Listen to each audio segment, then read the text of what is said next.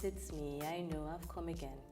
And I just want to say that because I want to be balanced in my conversations, we are going to be delving into men's insecurities. I mean, we'll touch on the women's insecurities, but I have a really, I have a very handsome guy here with me. His name is Tope Alake. Yes, I paid you a compliment. Stop making it a big deal.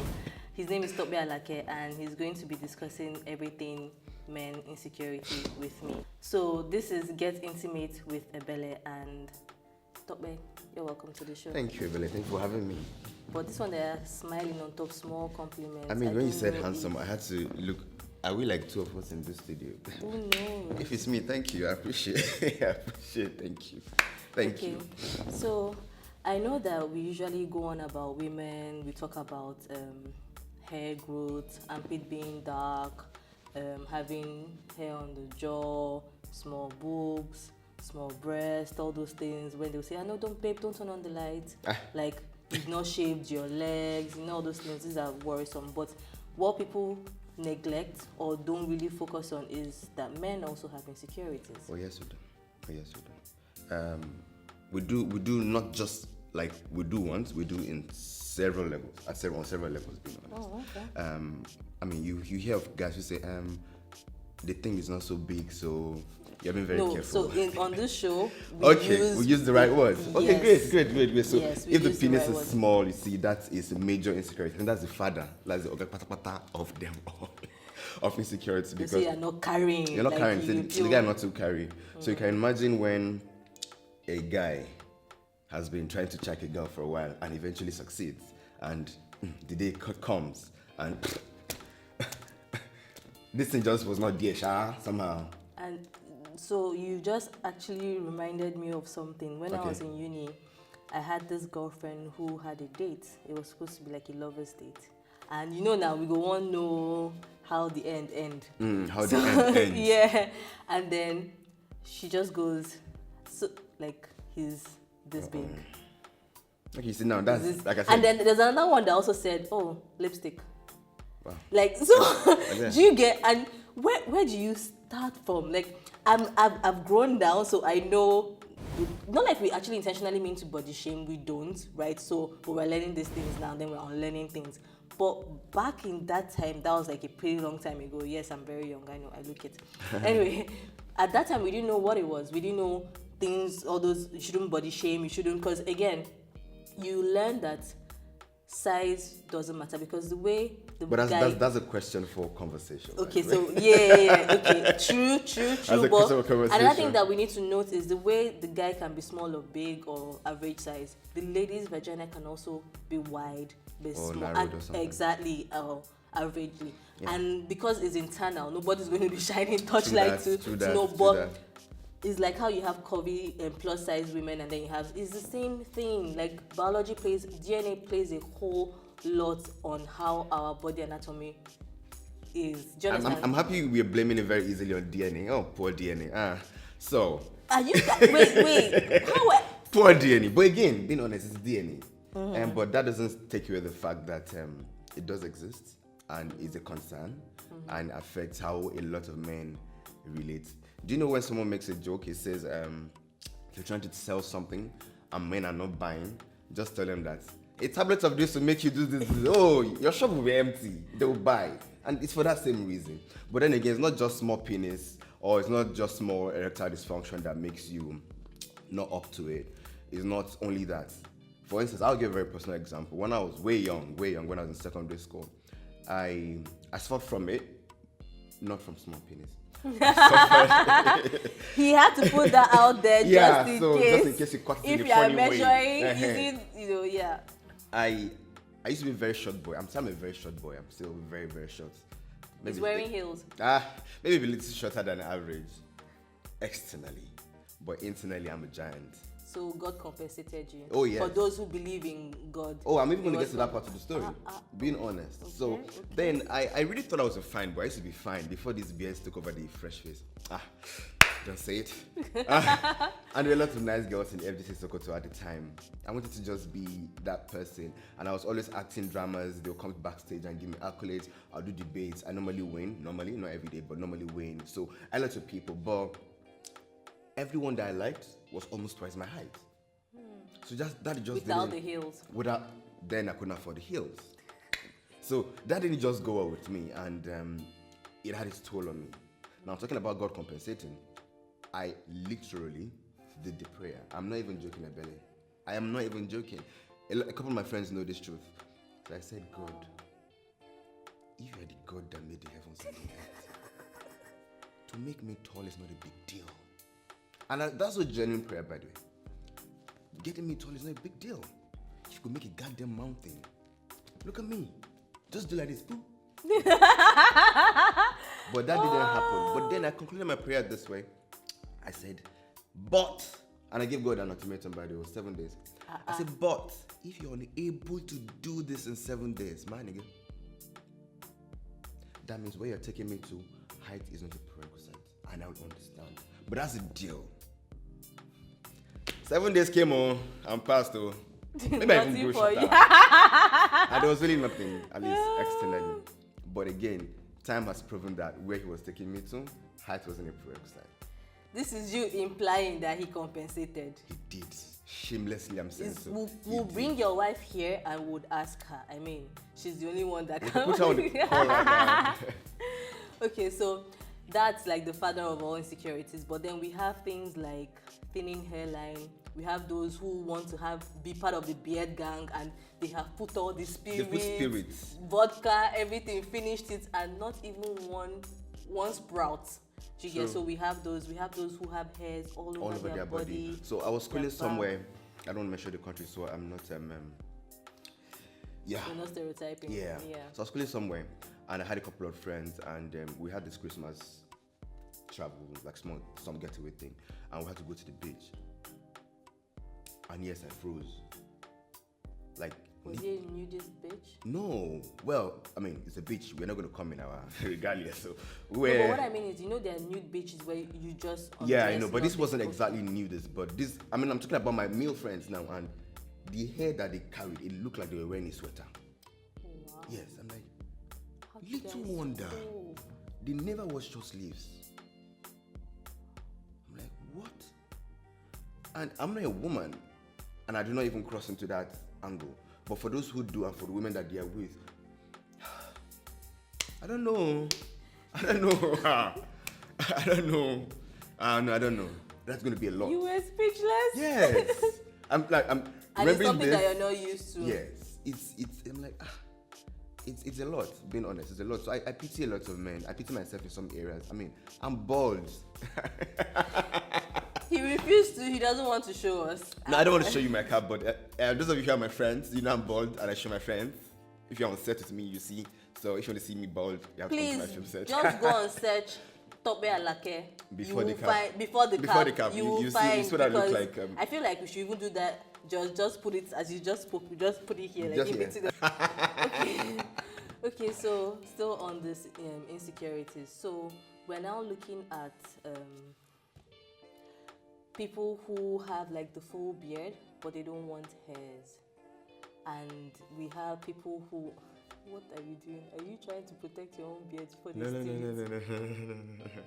So I mean, there are like different things. You have people who feel like they have crooked teeth, they have big nose. Like you might not see it as a big deal, but because society has put this particular acceptance of what beauty should be like. Exactly, and you might just have somebody playing, oh, your nose is big, or your nose is this kind of way, and then you now feel girls would not like you.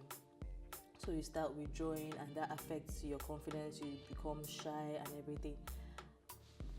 Before you got to this state of your confidence, now did you battle that with your? Yes, I did.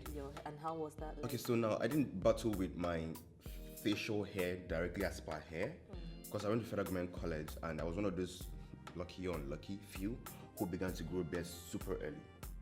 Because I remember people were jealous of you. My fellow students were jealous of me, but the school was killing me. They were on your case. Yes. So I remember there was a particular Friday, we do assemblies in my schools on Mondays and on Fridays. They shaved me on the assembly ground. And yes, they tore my skin. Yes. So, and I was just in JSS3. What do I know about really, really putting myself together as a man? I was just a boy. If you smelt my mouth very well, I say smelt breast milk. I mean, I just left my mother's hands a few days before. So I was just trying to become an adolescent. You hadn't been... I've not been groomed to become a man yet. And there was beards coming. Now, I didn't know what to do, how to take care of them. And they took it out on you for something that they should have also taught you. Yeah. So I now began to use all manners of means to shave my beard. Oh yes, the bumps, they came. And they came real hard. If you see some of my pictures back in the days, I had bumps that had pores. And yes, if the fine boys are going to go and talk to girls, you better go to the back line, the back of the line. I mean, you have to answer all of the fine boys first. If there are any remaining ones, then it will be your turn. So your confidence to confidence I'm like, you know what? Let it be. Just let it be. And yes, they did take time and a lot of money and lots of trials. And you know when you're very desperate, you tried terrible things. Which makes it worse. There was a time I was using Izal. Okay. Yeah. Wow. Yeah, the one they used to wash your toilet. Yeah. Like brown like that. Yeah. You put it in the water and you do like this. Was it a friend that advised you to try it, or how did you get that idea in your head? So I'm an African Yoruba boy who thinks that for a thing to just go has to be painful. So if you have an injury and whatever drug they put on it is not painful, that injury will never go. If you take a medicine, if it's not bitter, you'll never be healed. No, that's how I used to think. This is sad. Oh yes. So I'm like, okay, if I scrape the top of this bump and I put my small Izal in water and I put my hand in and like, that pain, yes, it hurts so badly. Oh, did it go? No, it got worse. So there was a time that I can't even use my own hands to touch my face. So I would rather stay indoors till that particular circle of bombs sort of heal, and you don't dare go out and laugh anyhow, because the cake is going to break. You don't go talk to a woman like that. Freaking insecure. What did your parents say about the bombs? At the time, I had left home. Okay. I had just moved to Lagos at the time, and I was learning everything I was trying, not learning, everything that every other person had to. Okay, so you advise. had left school at the time. I left school at the time. I was now just slightly after secondary school before uni. But then luckily for me, I did not need to advertise. I came in contact with a very nice Canadian drug, and I used it. It first dried it up, scaled it. I'm like, okay. I used the second time. Did you hurt? No. So you now learned and unlearned. You learned a lesson and then you unlearned it to learn the real one. Yeah. And just like that, the fresh boy me. So your God answered you. Eventually, see, the fresh boy me just came out. Now that you're in your zone, what advice would you give those who are going through what you've been through? Not necessarily because of the bombs, but any other insecurity that they may have. Being honest, this will sound very advisory, but it's the truth. If I have to do this all over again, I would not bother myself as so much. Would you speak to any older person rather? Yeah. I would find someone who shares my kind of predicament, if that's the word to use, and speak with them. And maybe not one person, but eventually I know I'm going to be the master and lord of my life. I'll make the decisions by myself. And I'm saying this as though the person listening is an adult, yeah. But I'll hear advices, but I will not be under any pressure to do anything, because I realized that if I did not touch my face when I was 15, 16, 17, it should have healed itself. Mm-hmm. Yeah, true. Now, coincidentally, and I'm taking permission from my wife without her saying yes, this morning we had a conversation in my house. My wife carries a very big dread, like she carries locks, but she does not have a lot of hair here. Okay. They're all thinned out. Oh yeah, that's also part of female insecurity that they have. She's extremely insecure about it. I'm like, just this morning, you can ask her. I'm like, baby, I think you need to get very, very comfortable in this skin. This locks is an expensive hairdo that you carry. I know how much you take care of it, but you're not rocking it the way you're meant to rock it because of this thing that's not going very well. I'm like, are you going to, because of a little dent on a Mercedes, not drive it? I'm gonna rock my Mercedes. It's my life. Aww. And I gave her the example of the lady who was in that plane crash that happened in Port Harcourt some years ago.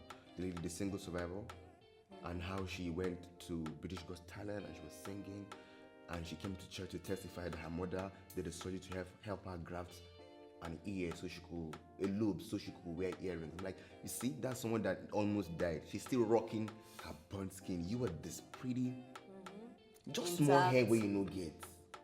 True. So my advice would be, if there's that thing that's making you feel insecure, call that thing out. Like, have a conversation. Have a conversation. Guy, how far now? Like, you see, this life, it's not yours. It's mine. Now, keying into the conversation that we had earlier, and you saying that the school authorities continuously shaped you. They did. Yeah, do you understand? They did. What would you say to school authorities in feeding these insecurities? Because I feel like their words and their actions also help reduce a person. Do you understand? What would you say to them in order to help them, like say, do better or learn better? Okay, I think now that you mentioned school authorities, there's a whole lot wrong with the school system, especially in Nigeria. I mean, that I know In very regards well. to sex education, because everything else is. Oh yes. Yeah. Oh yes. There's a whole lot wrong with it because I think they need to teach us how to self-love. Because if you don't love yourself, that is you going down. If you think less of yourself, that is you going down. If the entire system, being your fellow student or the authorities, like people who shave you without paying, without going to salon, if that's what they do, that's you. That's them killing you. And these things normally does not have effects in your work result. It has effects when you leave that place. Then you see guys that they are introverted, they are very insecure. They would rather masturbate 1 billion times than say, "Hi, Ebele, how you doing?" What's the worst that Ebele would do? Slap me, Abi. But then again, this guy here has gone through a school system that didn't teach him anything. Just keep beating him down, keep beating him down. It's not helping. Aside physics and biology, teach them how to love themselves, how to think a lot of themselves. Same with girls, because I went to an only girls school, and right now I can vividly remember my principal telling us, like, why are you walking like that? See the way you're just walking, just you want to attract the men, Abi, you want them to. Meanwhile, you're just been a girl for Christ's sake. You're just taking a walk. You have no idea that you're supposedly sashaying, and it was an only girls school.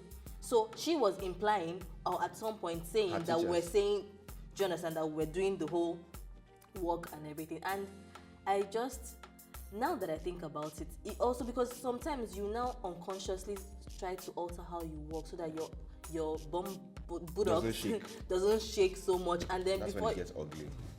Do you understand? And then you now have the one of, oh, your boobs are sprouting or your breast is sprouting, and then they make you start wearing bras that are on the side so that you hide it because you don't want to seduce the teachers and stuff like that. Which is, why should it be on you? You're the student. They should teach the teachers to be responsible, not on you to hide yourself as you're growing so that you don't seduce. You're a child, for crying out loud. How are you the one seducing the other person who is an adult? I get you. So when you're indirectly building the insecurities, building it. So those that are busty will now want smaller boobs. Those that are big, that have want bigger. Do you understand? Then now, those talking that about have small and big. This I'm about to give, gosh, this guy will not catch me. Do you want a mask? But anyone who was in Abatima Law University around the year 2002 to 2004 and lived in Awo Block 2 and Block 3.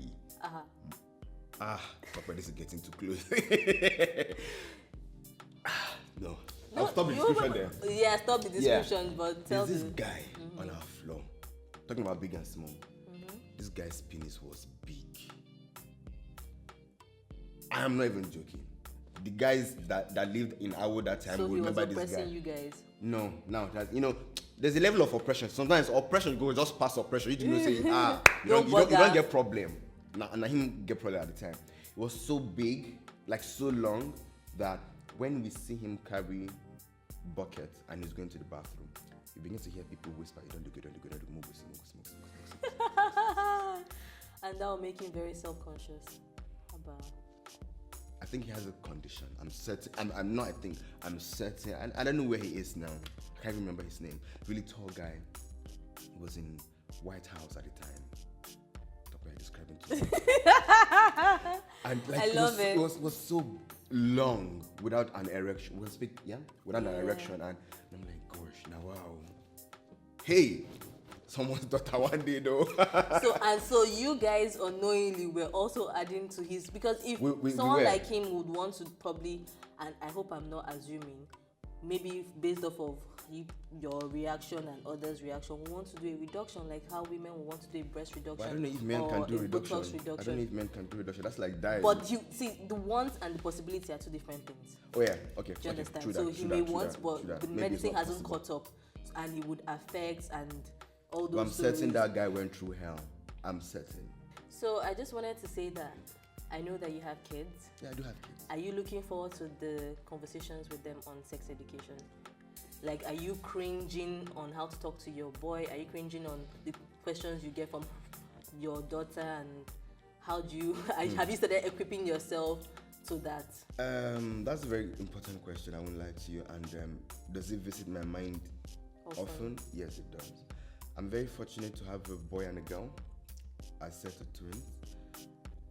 Maybe I'm also lucky to have a wife that's a medical doctor who is a fertility expert. Tilted towards that side. Don't leave the work for only. Oh no. I'm coming there. She seems to be tilted towards that side, but I won't lie to you. I feel the weight on my shoulders. Okay. Every time I see that my son or daughter had learned how to do a new thing, they say, Tope, then they grow. Tope, then they grow. Now my son carries a long hair. So that makes my work double. So if we intend to keep the hair for him till when he's grown up enough to want to keep it or not. It's a constant conversation he would have with authorities and okay, you're carrying a hair by choice, not because you are transgender. Or no, you're not. Wayward. You're not wayward. Irresponsible. No, you're not. Those are the terms that they put on it here. Attached to. So I know there's a lot of work to be done in those areas, and yes, I know those days will come. I know that day is coming very, very close. And yes, I think I'm doing my small rehearsal. Oh yes, like telling them small. For instance, a family member said that we should not, they should call in, that we should let the kids call things what they are, like my penis and my vagina. I was like, no. Why did you say no? Okay, because there is a school of thought that says they should call it what it is from when they are young. But I belong to the other school of thought, because I want to imagine if I open the door to the bathroom of a nursery school and I keep hearing him say, see your vagina, see my vagina, see your... No! But we are the ones that have put this shame on